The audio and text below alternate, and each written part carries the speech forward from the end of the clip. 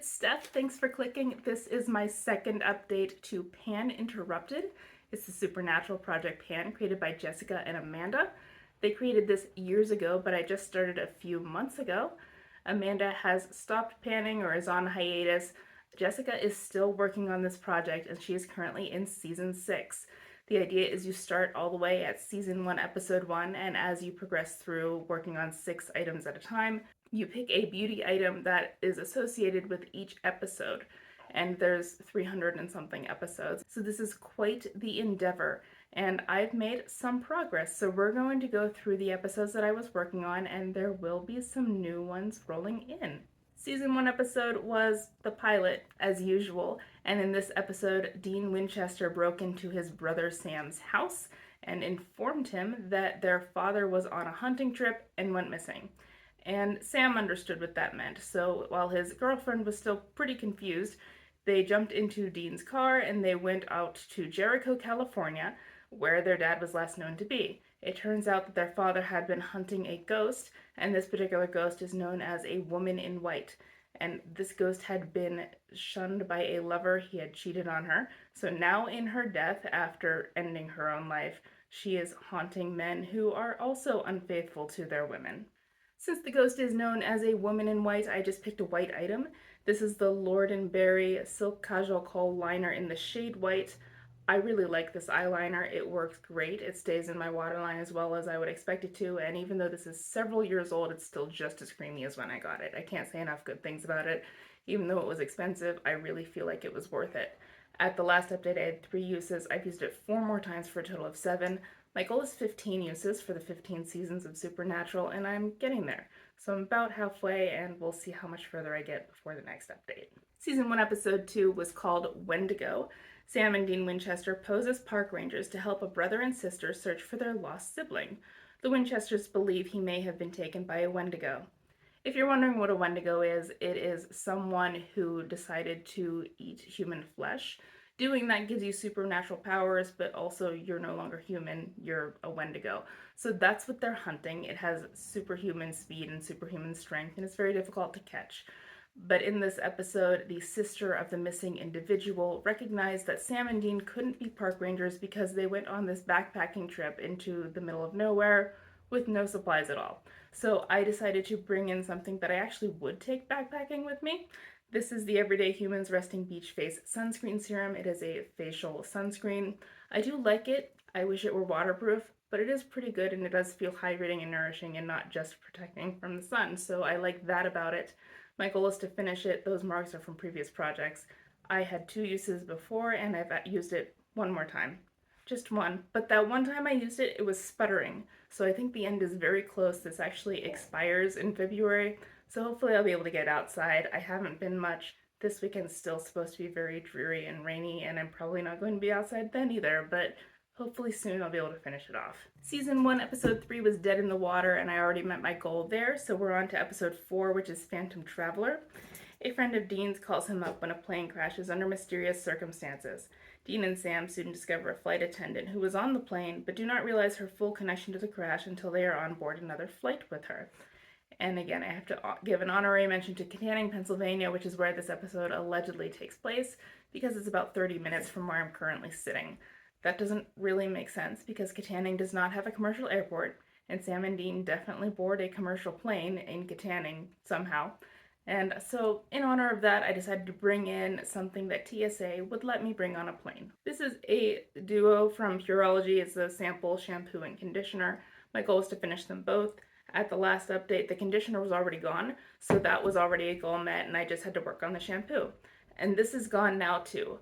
I liked these. I honestly don't think they're really worth the price. I will say that I didn't need to use much of it at all for it to be very effective, so I appreciate how concentrated it is in that way. But I didn't think it really did amazing things for my hair, and I didn't particularly like the tingling sensation. I don't know if it's peppermint or what's in there, but my scalp would be tingly after I used it, and it made me feel cold, and I didn't really like it. So I don't think I'll be buying this, but I didn't hate it either. Season 1, episode 5 is called Bloody Mary, and it's about exactly what you think it's about. A man dies of a stroke in front of a mirror, but Sam and Dean believe something or someone else may be behind his death. Also, Dean tries to help Sam open up about his girlfriend's death. particularly after Sam lets it slip that there's some information he hasn't told Dean. And so for Bloody Mary, since she haunts mirrors, I decided to bring in something with a mirror. This is a Japanesque Velvet Touch eyeshadow in the shade 01, and it has a little mirror in it right there. My goal is to use this 15 times, again for the 15 seasons. At the last update I had one use. I've used it 5 more times, including today. That's what's all over my lid.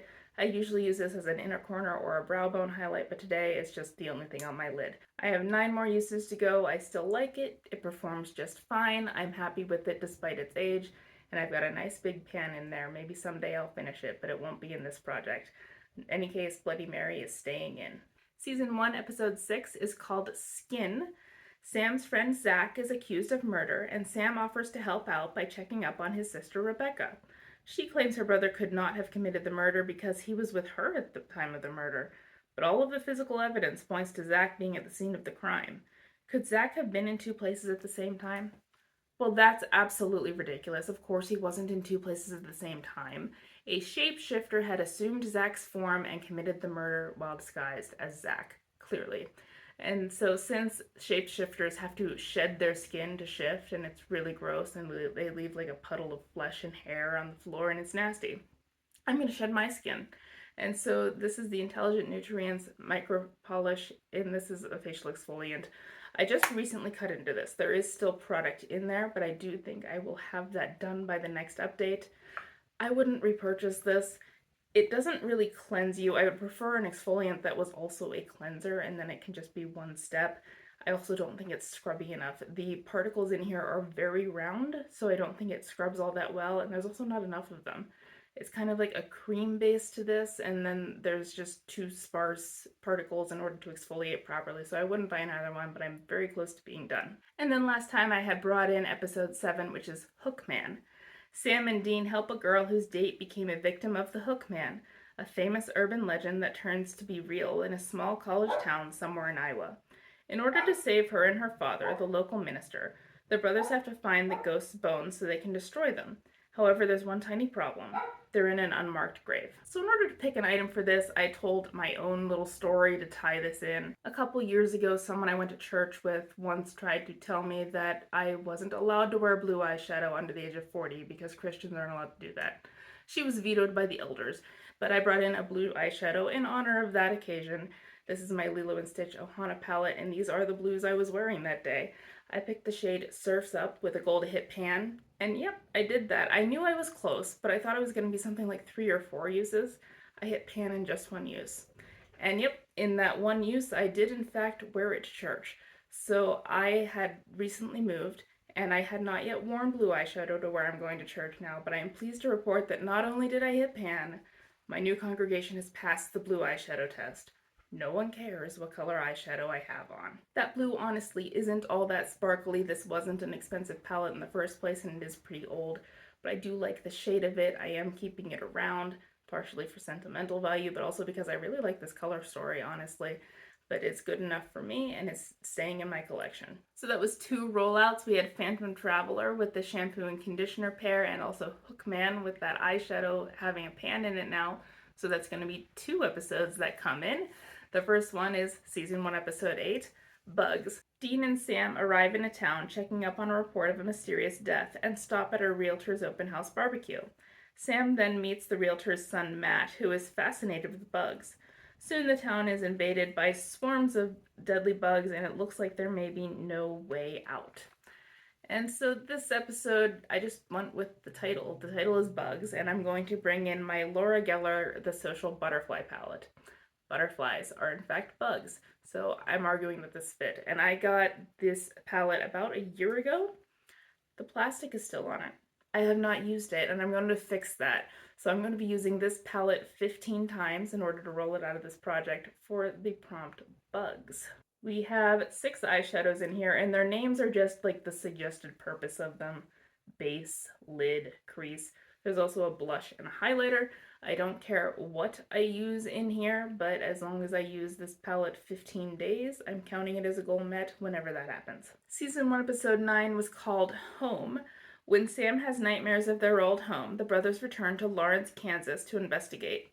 They discover that a new family has moved into the Winchester's home, and the woman is the one that Sam has been dreaming about. This was an interesting episode, and what I decided to do was once again tell a story to try to get a product to fit in here. So what was going on with this house is that it was haunted, and this was connected to the supernatural event that resulted in the death of their mother. The evil that had killed her had left an imprint on that house, and there were actually two spirits that were haunting the house in connection with that event. Neither of them was the original spirit who killed Mary Winchester. So we're going to think parallel to that concept. I'm going to come back to that in a minute. The first house that I ever remember calling home was one that we moved into when I was 1 year old and moved out when I was 12. So my younger siblings actually don't really remember that house very well, but I do, and that's what I think of as being my first home. I think it must have been 1994, because I know my youngest sibling wasn't born yet, when my dad spent a summer building us a play set in the backyard. And when I say he built us a play set, I don't mean that he bought a kit. I mean he designed this, bought lumber and hardware, and assembled this thing in the backyard. And guys, it's still there. The swing set that my dad built in the backyard is still in that yard 30 years later.